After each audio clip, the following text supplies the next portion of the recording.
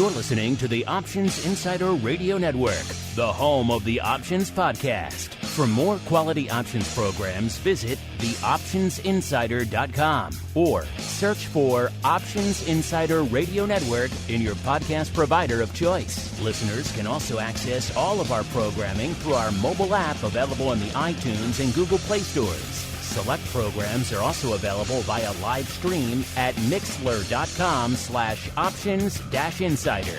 That's mixlr.com/options-insider. Don't forget to follow along with your favorite programs and submit your own questions for the hosts at twitter.com/options, stocktwits.com/options, facebook.com/theoptionsinsider, or via questions at theoptionsinsider.com.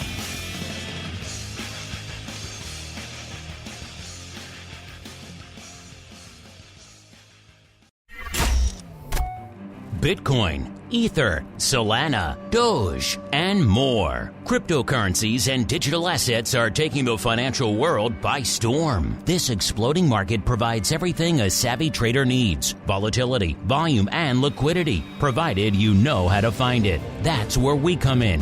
Welcome to the Crypto Rundown. Each week, we'll break down the latest trading activity, trends, and developments throughout the world's leading crypto derivatives markets. If it's moving the crypto markets, then you'll find it on the Crypto Rundown. The Crypto Rundown is brought to you by Amber Data. If you're entering the digital asset class, you'll need access to granular on-chain and market data from multiple venues to power research, trading, risk management, and compliance. Amber Data delivers comprehensive data and insights into blockchain networks, crypto markets, and decentralized finance, empowering financial institutions to apply traditional finance methods to digital assets. Amber Data eliminates the infrastructure setup, integration challenges, and maintenance headaches to access digital asset data, reducing cost and time to market to enter the digital asset class. Learn more and download their digital asset data guide at www.amberdata.io. Now it's time to dive into the exploding world of crypto derivatives. It's time for the Crypto Rundown. All right, everybody. That music means we are back for the first time here in the new year of 2023 with the Crypto Rundown, the program here on the Options Insider Radio Network, where we go above and beyond, move a little bit farther past our traditional stomping grounds of your Apple and your Tesla and your SPY and your VIX options, and go a little bit further afield, see what's going on out there in Bitcoin, ETH, other major crypto assets. Going to talk about the skew, the volatility, the open interest, unusual activity, a whole bunch more than that. My name, of course, Mark Longo from theoptionsinsider.com, as well as, of course, from the aforementioned Options Insider Radio Network. Right off the bat, I want to thank all of you out there who helped contribute to making 2022 just a record year by just about every way you could slice it here on the network. And we've been doing this for a while. This January marks our 16th anniversary. Yes, it's hard to sometimes say that out loud. It sounds crazy, but we have been doing this for quite some time. Kicked off with the first Options podcast way back in January of 2007, and lo and behold, it has grown and evolved into this entire network that runs the gamut of many different assets, including crypto. So thanks to all of you out there who've taken the time to listen and, of course, rate and review over the course of last year. It really does help all the new folks who are continuing to discover the network and indeed the program every month. And of course, if you folks want to go above and beyond, it's not enough to have the nearly dozen programs we're coming out with on the network all the time. You want more in your lives. You want the exclusive pro podcast feed. You want, of course, live access to this and everything else we do on the network. Great giveaways and a whole bunch more. Theoptionsinsider.com/pro is the place to go to access all of that as we kick off the new year with our first crypto hot seats for 2023. Forget about cold storage. It's time to turn up the heat on thought leaders from the world of cryptocurrencies and digital assets. It's time to take their place on the Crypto Hot Seat. All right, everyone. Welcome to the Crypto Hot Seat segment, the portion of the show where we welcome on guests from throughout the world of crypto derivatives and indeed beyond, and proceed to pick their brains for the benefit of you, the listener. And today's guest is a newcomer to the program and indeed to the network. We thought, why not kick off the new year with a brand spanking new guest? We are joined now in the hot seat by Mr. Christoph Gugelmann, the founder and CEO over there at Tradeteq. Christoph, welcome to the crypto hot seat. I'm here. Sorry, Mark. There we I don't go. know what happened. We lost Happy you. New Year. The magic of beaming technology all the way across the pond. Sometimes things don't work. You think by 2023 we'd have mastered such things as this. But you know what? Sometimes that happens. Well, Christoph, welcome to the Crypto Rundown program and indeed to the Crypto Hot Seat. You have pride of place. You are our first guest for the new year here, sir. So welcome to the show and indeed to the network. Thank you so much for having me. And Christoph, as we are wont to do with all of our first timers here on the network, why don't you go ahead and give our audience a bit of an overview of your background in the crypto space, as well as what the heck it is you folks do over there at Tradeteq. Yeah, with pleasure. So what Tradeteq does is it transforms private debt and real assets into securities in a really traditional form and allows institutional investors to automate their workflow processes and interact with asset sellers. So in a way, this is just traditionally, where Tradeteq came from, it's doing something very traditional. And because private debt, such as infrastructure lending, trade finance, mortgages, consumer lending, etc., very often needs that repackaging. We also, in 2022, we morphed into also a tokenization as a service infrastructure. And we are allowing to repackage these private debt and real assets also into tokens. A very fun, a very hot, a very contentious area of the crypto space these days, tokenization, a lot to unpack there. Let's start with the process. This is intriguing area of the space, bringing in your case, private debt, but you have expanded it now. You can bring on pretty much any real assets you want. How does this process work? Someone comes to you, let's say they have debt they want to offer on your marketplace. How does this whole process work, Christoph? Yeah. So if you are a bank seller, for example, let's assume you have, 100,000 invoices, and these invoices continue to revolve. They're no longer it's no longer the same portfolio next morning because, always invoices pay back, and then there's a new set of invoices coming into play. So what you need is a way to extract these instruments from a bank balance sheet. You need the full workflow process, and then you need a repackaging infrastructure that allows to bundle and pool, these instruments such that they then can be tokenized or securitized if you go down the traditional route. And Tradeteq is pretty much agnostic. Obviously, we are very excited about tokenization because we believe that this will be the future for many reasons. But still, we have to appreciate that most institutional investors are still very much, in the securitization space. But the underlying processes will not change in what we provide today. And what's the turnaround time if I approach you and want to bring, let's say in your example, these invoices and bring them onto your marketplace? How long does that typically take to get them up and available on your marketplace? Yeah, so what we do is we are onboarding asset sellers, and then we get them trading ready. So that means we make sure that they have all the KYC, AML, and all the onboarding done with the various service providers that are required. And then once that process is concluded, and we have also done the digital integration with them, which obviously now can be done through APIs in a very easy way. Then the partner, the seller, is in principle ready to trade. You of course need to find an investor on the other side. We have a marketplace that can do that and offers the introduction. But we also have some of the largest institutional investors that are working with us. Last year we have done in excess of 2 billion notes outstanding. So this is not tokens yet. I hope we get there soon, but these are traditional notes. And And then once the two sides kind of connect and they negotiated the transaction over our platform, then everything thereafter can happen within 24 hours. And then once the token or the note is issued, the underlying instruments, they just kind of like auto revolve based on the instructions that both sides have agreed. And you mentioned doing over $2 billion worth of debt last year. Is that still the primary asset class? Is it debt, or are you starting to expand into other assets as well? Yeah, so private debt really has, of course, has all these various flavors, and they're all very different. So we started with trade finance, and if I mentioned 2 billion of outstanding, that means someone invested, in aggregate, several people invested that amount. Obviously, the underlying instruments in trade finance are very short term, so they kept revolving. So we processed more than 30 billion of underlying instruments that revolved within those 2 billion.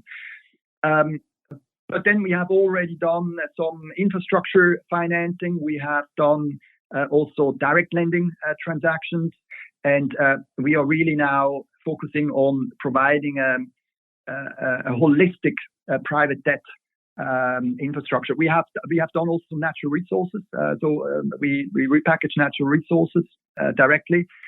So it's a really flexible way of delivering these assets, and we are transforming them from something which is very hard, to transfer. They're barely tradable into something which becomes highly tradable and very standardized on the other end. You mentioned that tradability too. It's one of the interesting roadblocks we've seen to widespread adoption of blockchain tech, which is of course what you're using over there in the financial markets, is that scalability. Here in the U.S. domestic options markets, for example, we put up over 10 billion contracts last year. It was a record year, close to 10.5 billion. So we've yet to see a lot of applications for blockchain on that scale because it just can't handle that amount of transactions yet. The transaction processing per second or per minute there on blockchain still isn't quite there for a lot of the major markets. So does that concern you as you're going forward? Maybe that blockchain isn't quite ready for prime time for some of these more active and engaged markets here, Christoph? Yeah, I mean, scalability is obviously is key, and always keep in mind, we had various, kind of amounts of, but up to 2 trillion or whatever of crypto. But the real financial markets, the size of the market is so many times larger. I think there is 450 trillion worth of financial assets out there that could, in principle, be tokenized. And I think if something kind of start to move, and I will tell you in a second why and when I think it will start to move in the regulated space, then I think it could go very quickly, and the scalability is definitely an important issue. Also, I think the chains, there is larger and smaller chains, the interoperability. There's still a lot, to be developed. But by and large, I think the roadblock that we had in the last 2 or 3 years was around regulation. It was uncertain, what counts as a security and what counts as a utility token, and how these other tokens kind of classified. And the MiCA rules in Europe have created a lot of clarity around this. I think in the US, even out, it's anyway a security. So for securities, that works in principle. But the challenge now is the secondary market. You wouldn't want to hold an infrastructure token that you cannot sell for the next 17 years, right? Regardless of what I'm going to promise you in terms of yield, you want to be able to sell that in a secondary market. And there are still some challenges that need to be overcome. I think they're all addressed. Many markets have also put the right frameworks now in place. But by and large, you need to be able to have a secondary infrastructure that can also clear away from the traditional clearing systems, because the traditional clearing systems, such as the central security depositories, they obviously being made redundant through smart contracts. You don't need them anymore. But since the credit crisis in 2007-8, that's what the market essentially has decided need to happen. And now we are creating those areas where suddenly there are sandboxes that arise and exceptions that are made such that smart contracts actually can replace these traditional old clunky central security depository infrastructures. Well, it's interesting you bring up regulation. That's the other roadblock I was going to bring up as well. Obviously, whenever you mention tokenization of anything, the regulators start peeking in, and it has been a bit of a dicey prospect here in the U.S. You kind of mentioned a little bit more clarity over there in Europe. So it sounds like you're not too concerned going forward about the regulators smiling on the tokenization process going forward, Christoph? Yeah, I think it's absolutely unavoidable because it's the tokens provide huge value. 24/7 clearing, fractional ownership, democratization to access. It's something that you could not get through the more traditional clearing systems. Right? So if you take any one of the big clearing systems today, who has access to them? Not you and me, but maybe one of the largest funds will have access through their banks. And those, that hurdle is quite substantial. So smart contracts can provide something incredibly valuable. And I think there's just no way, this is not going to happen. It just makes so much sense. It saves costs. It creates real-time processes. It creates transparency. And I'm very convinced that we are heading quite quickly into that world where securities start to become tokenized, better accessible, where we build secondary exchanges. They are there, but they still have quite low volume at this point. I think that's starting to increase as we have more clarity around, the elimination of these clunky, old clearing systems that we currently have.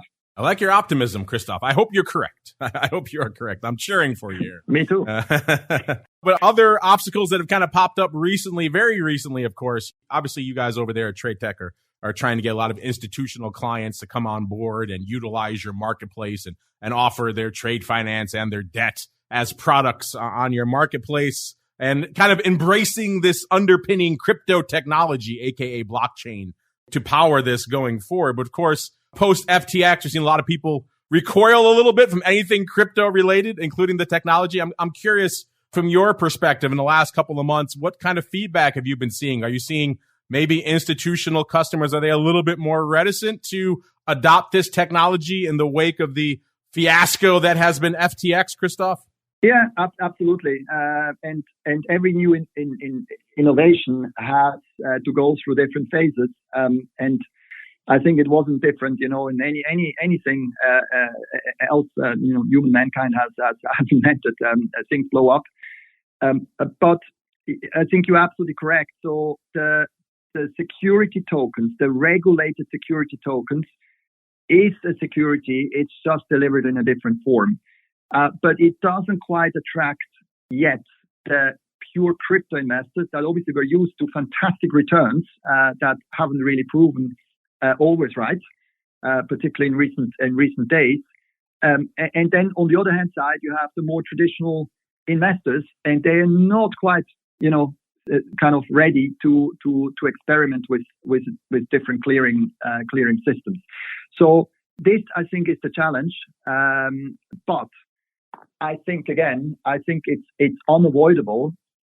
And once a critical mass of investors start to understand that there is no freebie, right? There is no, you can't just have a risk-free 20% if you pay on your mortgage on the other hand side 4%. Doesn't make sense, where is the rest coming from?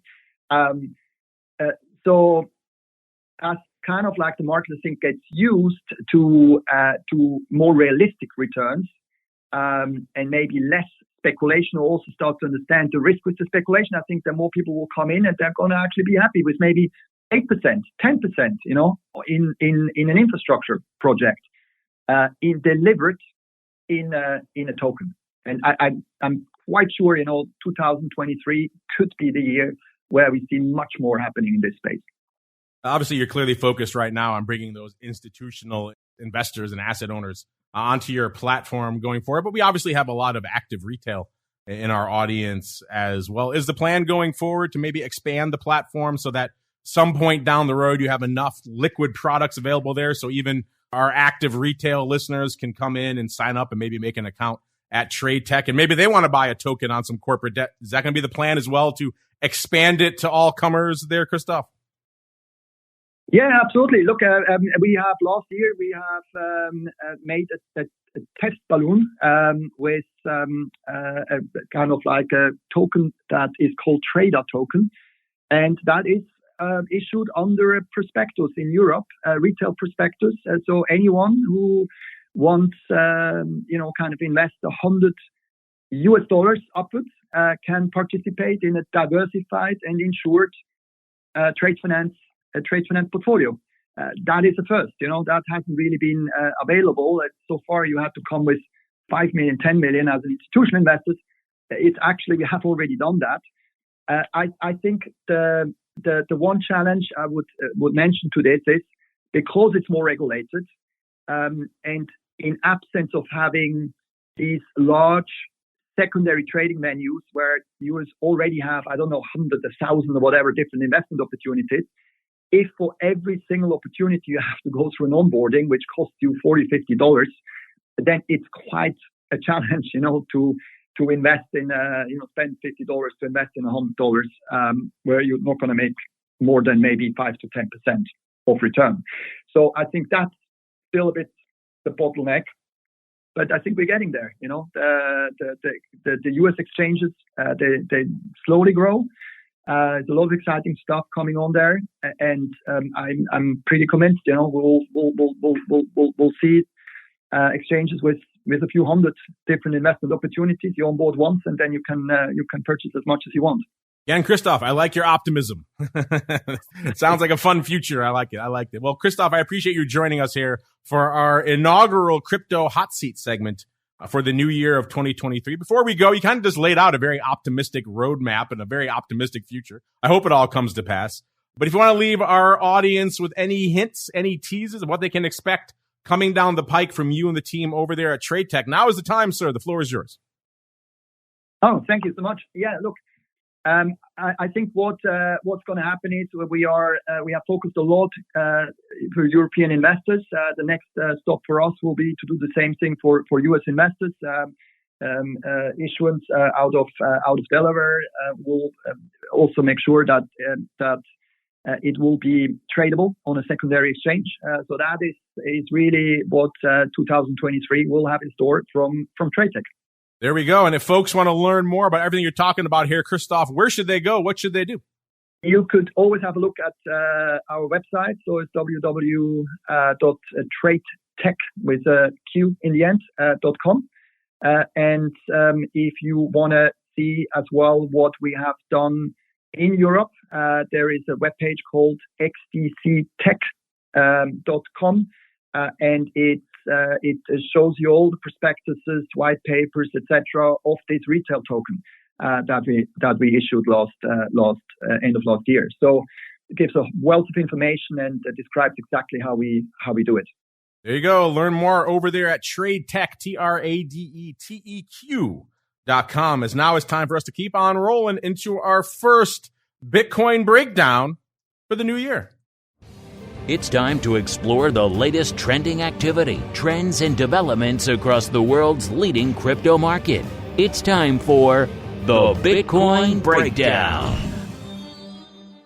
All right, everyone, welcome to the Bitcoin Breakdown segment, the portion of the show where we do just what's said in the title. We break down all the action in the world's leading digital asset. Of course, we're talking about the big dog, which is Bitcoin. Remember, we've been off for a few weeks here now towards the end of the year. Of course, don't blame us.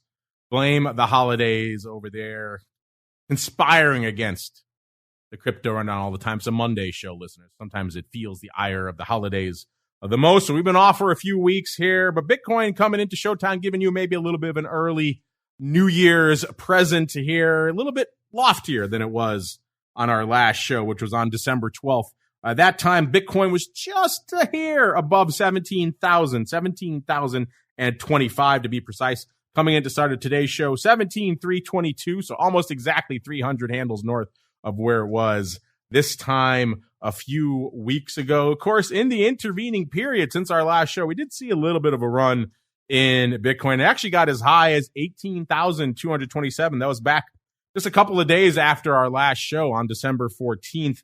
And then it dipped towards the end of the year when it seemed like everything was turning red and no one wanted to hold anything going into the end of the year. Bitcoin dipped down to about 16,404 on December 30th. So the last, at least official trading day here in the U.S. Crypto, obviously a different beast, trading 24/7 out there, but still. For those of you out here in the U.S., most of you called it quits there on Friday, December 30th. In terms of vol, what did we see going on out there? We saw a decent range over the course of the last couple of weeks, but as with a lot of asset classes coming into the end of the year, we mostly saw people taking breaks, taking steps away from their trading screens, and volume kind of lightened it up a little bit, and also vol followed suit as well. And that was pretty much the case in Bitcoin as well. 54.5 when we kicked off our show on December 12th. Coming into today's show, 42. So down 12.5 points. That's a pretty big move for Bitcoin vol. It's also, if you've been following this show or just the crypto space as a whole for any length of time, that's starting to get pretty low for a Bitcoin vol perspective. This is the asset class that for years was synonymous with volatility. You mentioned Bitcoin and the next word out of your mouth was often volatility. There's shows that made running gags and punchlines about how volatile Bitcoin was at least perceived to be. Sometimes it can get up there.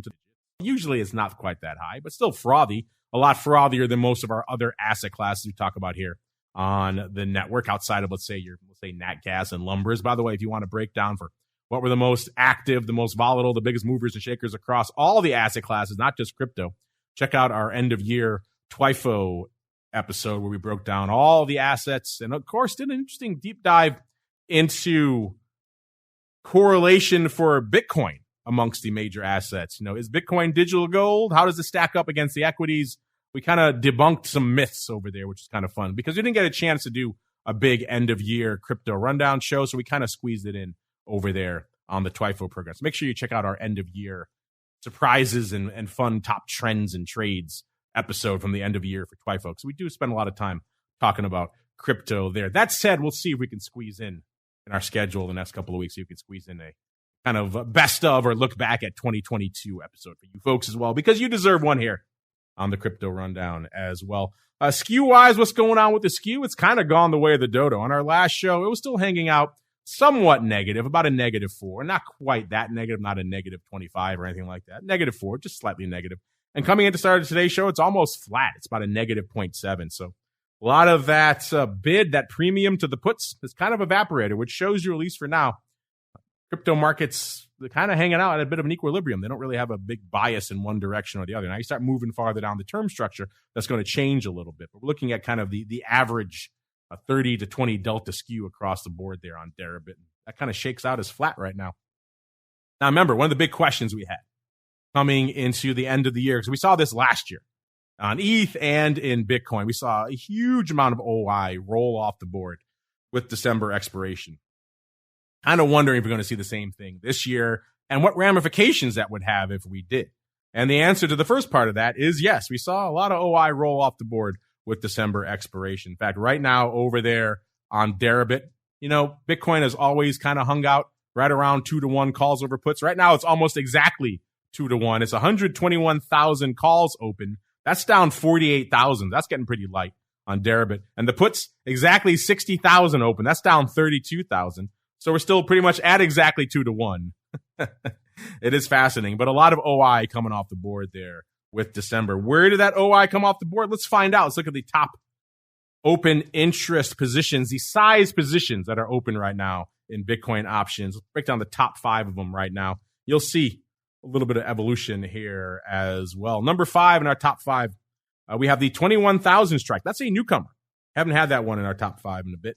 That's got 8,500 contracts. That also shows you When only 8,500 contracts is enough to break into the top 5, you know things are getting kind of seasonally light out there. Number 4, we have the 18,000 strike. So again, with 9,100 contracts open, again, that is a newcomer to the top 5. So our bottom 2 here, both newcomers here. And we're getting some shakeups at the top as well. Number 3, we have the 15,000 strike, 9,700 contracts open. That's down a whopping 2,600 contracts from our last show. So that one of our biggest losers. You'll see what our biggest loser is in a minute.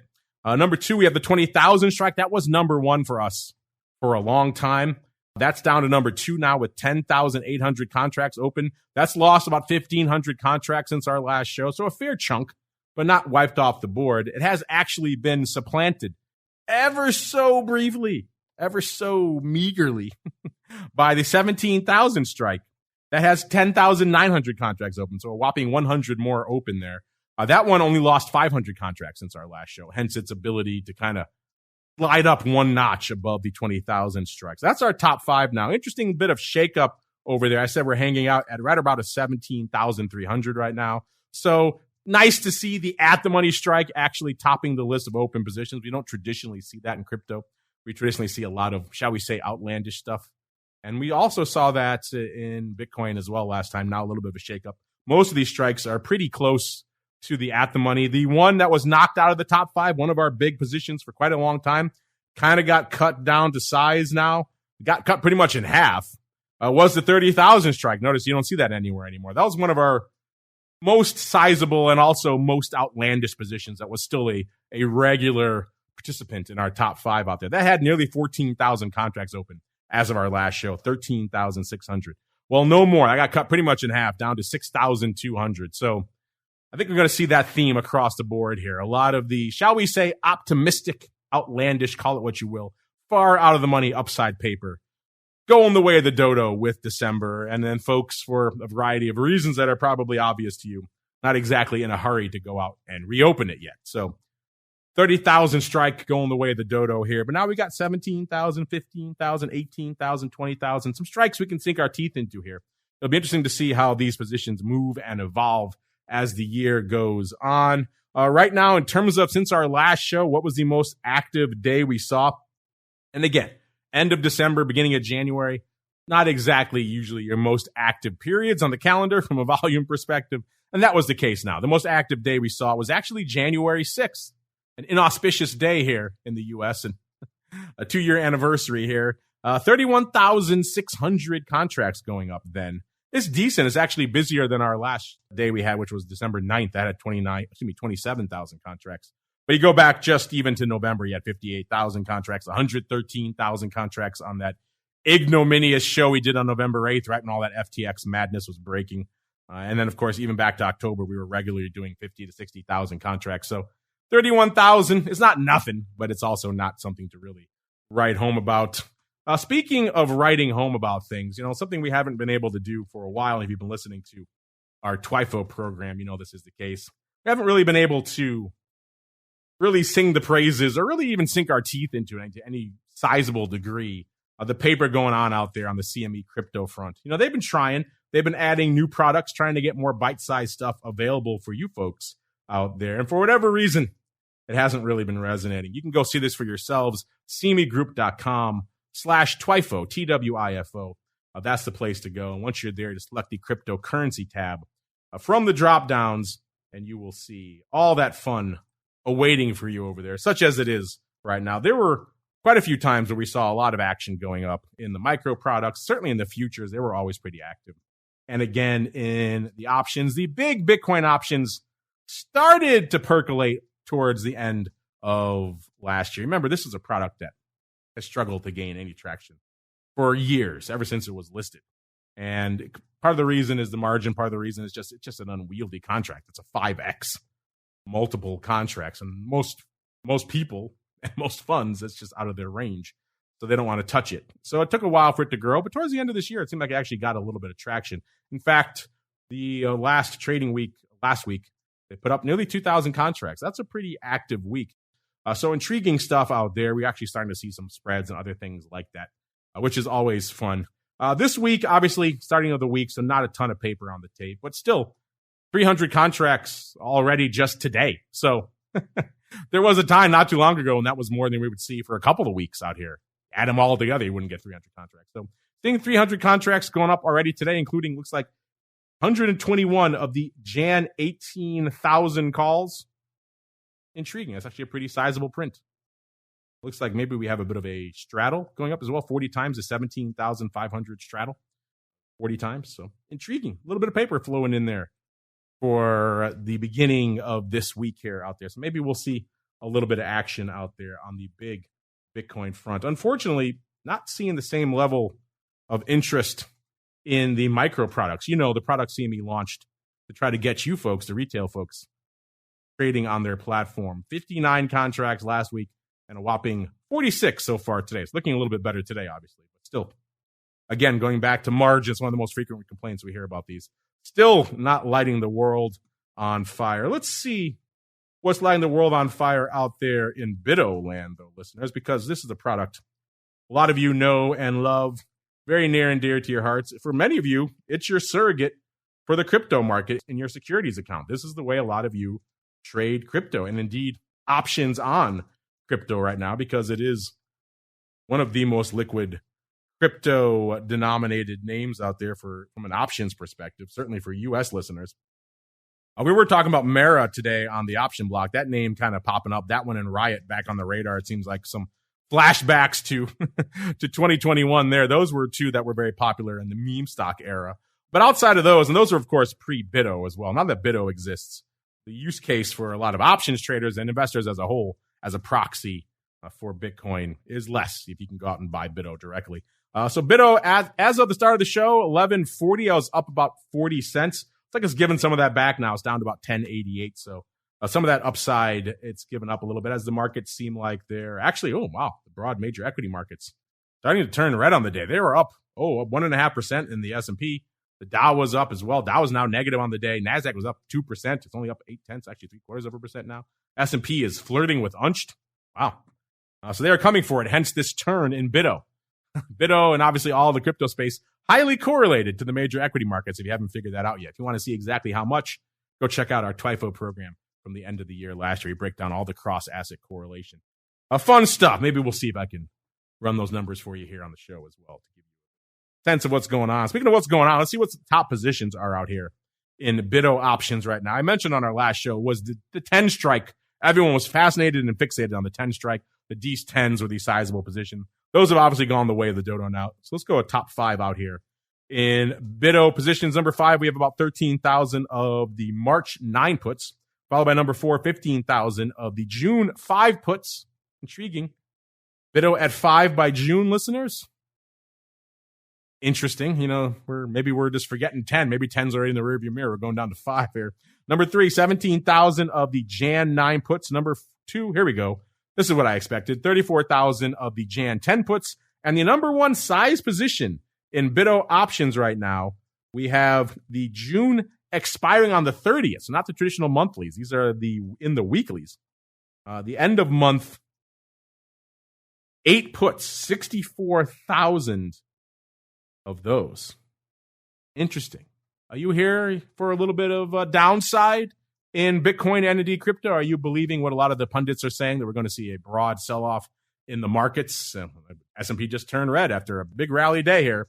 So you think maybe this is going to be the challenging period a lot of people are predicting, in which case, if that correlation holds, might see crypto dragged down with it as well. Maybe these June 8 puts will be looking good soon. I don't know. I'm curious. What are your folks thinking about Bitto right now? Are you still selling puts on the 10 strike? Or are you maybe migrating your liquidity a little bit farther down? Are you washing your hands of it completely? Hit us up. Let us know as we keep on rolling to explore the altcoin universe. It's time to move beyond Bitcoin and find out what's moving the rest of the crypto marketplace. It's time to boldly venture into the altcoin universe. All right, listeners, let's do it. Our first foray into the altcoin universe for 2023. Let's see what it holds in store for us. Any big shakeups or surprises? Seems like, no, we're looking at some of the, most of the same offenders, the usual suspects here, holding down the top 10 in the altcoin universe. Number 10, still Polygon, hanging out at about $7.5 billion. That's all it cost you now. We're even below 8, down to $7.5 billion in the top 10 for market cap listeners. Number 9, our old friend Doge, still hanging out there, about 10.25 billion worth of market cap. Number 8, Cardano, just a hair shy of 11, about 10.95 billion worth of market cap. Number 7, Binance USD, 16.3 billion. Number 6, XRP, 17, almost 18 billion. I think the folks at XRP would certainly love to have a lot of the regulatory certainty that our guest Christoph seemed to have in terms of regulators being fans of tokenization and securitization going forward. I'm sure XRP folks would love for that to come to pass. Hanging out right now a little bit shy of 18 billion. Number 5, we got USD Coin, 43, almost 44 billion.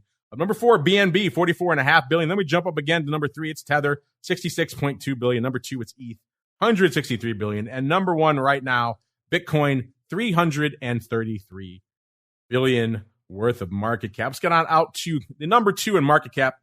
Number 1 in a lot of your hearts. And ETH also delivering a little bit of a early New Year surprise for you folks. At the end of our last show, a few weeks ago, it was hanging out right around 1250, 1252 to be precise. Coming in to start today's show, we're looking at 1333. So a nice little pop out there, listeners, about 80 odd handles.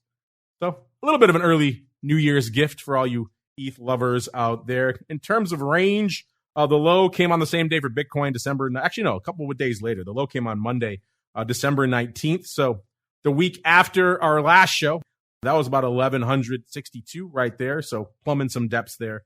And then the high was 1341, came this morning actually. So we're hanging out at the near-term highs right now for ETH. Not the case from a vol perspective, though. ETH, on our last show, the vol was 72. This show, hanging out at about a 55. And in terms of skew, our last show, pretty close to what we saw in Bitcoin, about a -4, -3.8 to be precise. And coming into today's show, -1.7, so pretty much cut more than in half out there as well. So both Bitcoin and ETH taking a bit of a break from the protracted negative put skew out there. OI, now this was another big story last year for ETH. ETH really loves to trade in the quarterlies. You can look at the size positions in ETH, and you know right away that the quarterlies are where the action is. That's pretty much been the case for as long as we've been really covering and running the show here, that we've seen just a ton of interest, a ton of love in the quarterlies on ETH. That's just how that product trades. So we know when December rolls off the board, it's going to hit ETH maybe even harder than it does some of the others. And that was kind of the case. We saw a ton of OI roll off the board. Almost all of it in the calls, interestingly enough. Not a ton of puts rolling off the board. We're down to about exactly 2 million calls left on Derib. That's down over a million, 1.1 million. We were 3.1 million open on our last show. The puts down to 581,000. That's down not even 200,000, 178,000. So it's down substantially, but numbers-wise, can't compete with the calls out here. They're talking less than 4-to-1 calls over puts right now, which is interesting because ETH has been hanging out that ratio for quite some time, about 3.5-to-1 or so out there, which is intriguing. And we also know one of the big stories for the latter half of last year when it came to ETH options positioning were those DEES 3000. Someone had really piled into those for size. They were dominating our top fives week after week for months. Is that still the case? Well, it wasn't just DEES, the 3000 strike in general. But we know a lot of people were playing on DEES. So I have a feeling maybe that is not the case, but we shall find out, listeners. Let's run the top 5 positions right now in ETH now that December has gone the way of the dodo, taking a lot of paper with it. Number 5, we have the 1500 strike with 100,000 contracts. That's all it costs you to break into the top 5 in ETH right now. Exactly 100,000 contracts. That's also a newcomer to our top 5. So nice to see again. I always like when relevant strikes are trading it up out there. Number 4, right behind it, we have the 1600 strike. Also a very relevant strike. 128,000 contracts open there. That's down 50,000 from this time last show. Number 3, getting back up there again. ETH had some of the more optimistic paper of the products we cover out here in terms of strike. Number 3, we have the 3,500 strike. So those are still hanging out. 152,000 are remaining there. That's down about 29,000. Number 2, slotting in there amongst the optimistic strikes, we have the 1,800 strike. That is a newcomer to the top 5 out there. And then number 1, with a smaller bullet than last time, we have the 4,000 strike with 231,000 contracts. That's down a whopping 103,000 contract listeners from our last show. So they really came for that size out of the money paper. You notice a strike I didn't say, listeners, one of our former top strikes for months, the 3,000 strike. They really came for this one. As I mentioned, I said a lot of that 3,000 paper, that seemed like it was concentrated in December. Would they reposition there after the end of the year? And the answer so far is no. The 3,000 strike has been kicked to the curb. It is down to 53,000 contracts remaining. That's all that's left on that strike. At the end of our last show, there were 335,000 contracts open on that strike, listeners. That's down nearly 300,000, 282,000 contracts going the way of the dodo. So that 1.1 million calls that they lost there on Deribit, 282,000 of them for the D3000 alone. So there was a ton of interest in that strike. A lot of folks or a lot of funds were just piling into the 3,000. Also, clearly some 3,000, 4,000 vertical paper going up. I think the reason the 4,000s are still there, even though 100,000 have gone the way of the dodo, is that there's just not much reason to take those off at this point. Not a lot of juice left there for the squeeze, so they're going to leave them and see what happens. But the 3,000s gone the way of the dodo. Also, obviously, some of that 4,000 strike paper, longer term than December. So intriguing stuff there. We'll see how long that stuff hangs around, if some of these other more relevant strikes bubble to the surface and usurp it. But either way, that was one of the big questions I had. What is the hot strike for ETH options? And it was the 3,000 strike, and not after the end of the year. That is no longer the case. But it does seem like since our last show, one of the big hot trades, hot contract, the hot strike out there right now, maybe not what ETH fans and ETH bulls want to hear, but someone's been loading up on the June 400 puts over there on Deribit. They picked up 32,000 of them not too long ago in a handful of trades out there. Those are opening buys as well. So opening on the 400 put strike, closing or going the way of the dodo on the 3,000 strike. Maybe a bit of a sea change in sentiment out there, or maybe just a couple of trades. Maybe we're reading too much into that. But either way, interesting stuff. It will be interesting to see if we start seeing the 400 strike start making its way into the top five. Right now, there are two slightly out of the money strikes there, but that's still mostly call paper that is dominating those strikes. It'd be interesting to see if we start seeing, let's say, I don't know, the 1,000 strike or even below, some of those strikes which are clearly dominated by put paper. If those start making their way into the top five, that will certainly signal a sea change out there. In terms of action, since our last show, the big day was December 19th, 532,000 contracts on the tape for ETH. That's actually respectable. I mean, that's more than we saw back on November 14th, 454,000. It's not anywhere close to what we saw on November 8th. That was 1.2 million contracts. But then again, that was immediately in the wake of the FTX fiasco. So a lot of craziness going on there. In October, we saw 600, 700, 800,000 contract days. So we're not quite there. But again, it was December. You don't expect a ton. So given that context, that frame of reference, 532,000 contracts on December 19th. That is a respectable number. Unfortunately, we're not seeing respectable numbers out there for the CME products, at least not yet. The micro ETH, which for a little while there seemed like they were starting to gain some traction, starting to put up some numbers. So far, 85 contracts this week and a whopping 69 last week. We go out to the big dog, the newest addition to the CME crypto complex, which is, of course, ETH. That's, of course, a big multiplier as well. Last week, we saw 125 going up on the tape, and this week, whopping 31. So still waiting for these to really kick off and take a bunch of you in and really start driving some paper. Let's see if some of our other altcoin friends are driving some paper here for the first show of the new year. Solana getting a little bit of an early lift as well for you folks. 13 and about a quarter on our last show, 1658, so up about almost 340 since our last show, listeners. XRP, this one again, I'm sure they would love to have the regulatory certainty that our guest expressed today. Right now, they don't have it. So they were at 37.8 cents on our last show, 35.5 cents today, so down about 2.3 cents. But for them, good old Doge taking a break to the tune of about 1.1 cents. Litecoin, 74.81 on our last show, 82, pretty much even today, up about 7.20. Cardano, 30.3 cents on our last show, 31.6 today, so up about 1.2 cents there. Polkadot, pretty much hanging out, losing a little bit, 5.12 on our last show, 4.96 today, down a whopping 16 cents. And our old friend Shiba Inu, pretty much treading water as we head on into our first crypto questions of the new year. You've got questions about crypto. Who doesn't? It's time to find out the answers to your crypto questions. All right, everybody.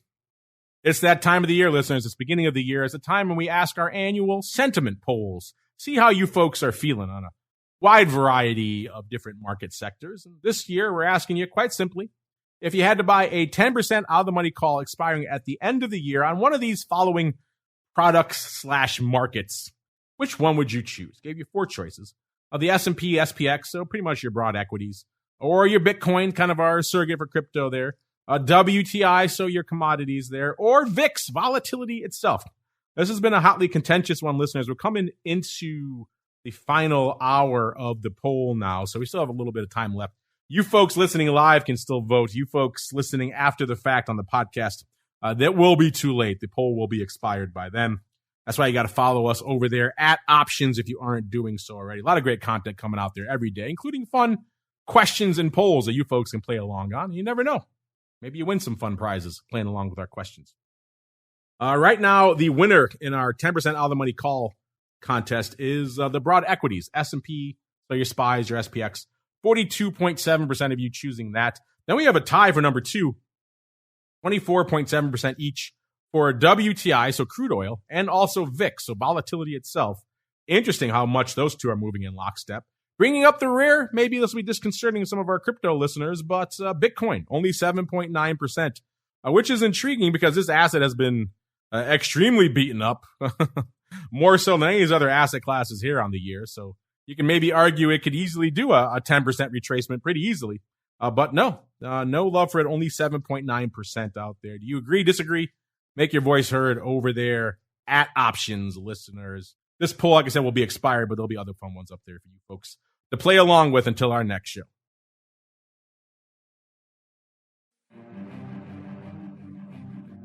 All right.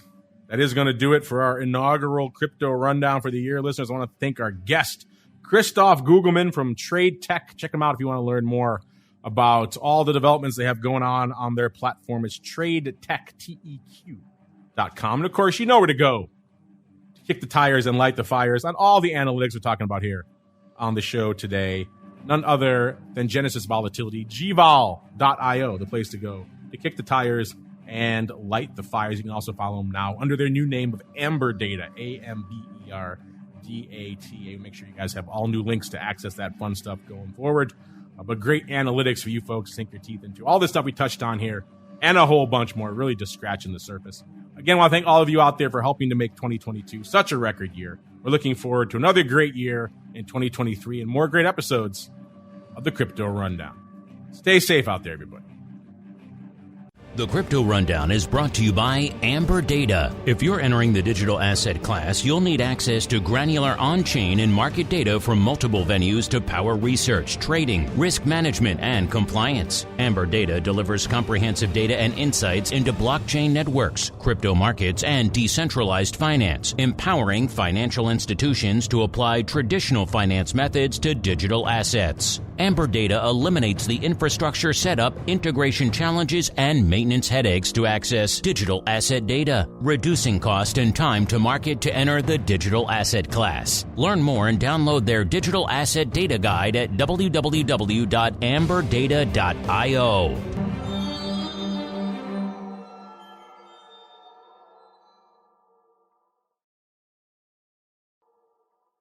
You're listening to the Options Insider Radio Network, the home of the Options Podcast. For more quality options programs, visit theoptionsinsider.com or search for Options Insider Radio Network in your podcast provider of choice. Listeners can also access all of our programming through our mobile app available in the iTunes and Google Play stores. Select programs are also available via live stream at mixlr.com/options-insider. That's mixlr.com/options-insider. Don't forget to follow along with your favorite programs and submit your own questions for the hosts at twitter.com/options, stocktwits.com/options, facebook.com/theoptionsinsider, or via questions at theoptionsinsider.com.